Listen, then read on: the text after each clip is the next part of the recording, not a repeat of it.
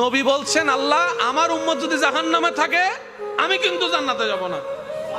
আল্লাহ বলছেন আপনি না গেলে তো জান্নাত উদ্বোধনই হবে না। এবারে মামলা কি দাঁড়ালো?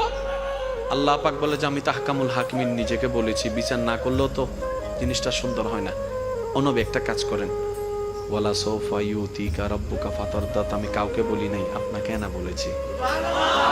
আমার সাল্লাহ কাইল্লা রাহমাতাল লিল আলামিন কারো সম্পর্কে নাজিল করি নাই, আপনাকে দিয়েছি। ওয়ালাল আখিরাতু খায়রুল লাকা মিনাল উলা, কাউকে বলি নাই, আপনাকে বলেছি। আর আমি আল্লাহ ভালো করে জানি আপনি হচ্ছেন উম্মতের দরদি নবী।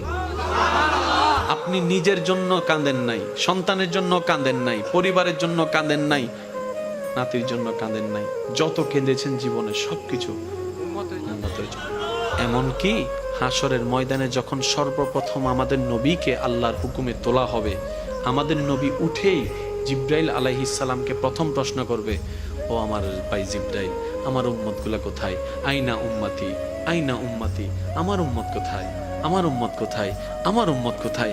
আমি উঠার আগেই নাকি আমার উম্মতকে জাহান্নামে দিয়ে দিয়েছো নাকি? কোনো আমার উম্মত কোনো জাহান্নামে চলে গেছে নাকি?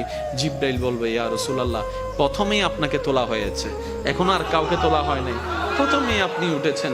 আমার নবী বলবে, আমার উম্মতগুলা কোথায়? জিব্রাইল বলবে, ইয়া রাসূলুল্লাহ, এখনো তারা উঠে নাই, উঠবে একটু পরে। নবী তো ওরাই চলে যাবে আল্লাহর রহমতের দরবারের দিকে। সিজদায় যে পড়বে একটাই কথা থাকবে, রব্বি হাবলি উম্মতি।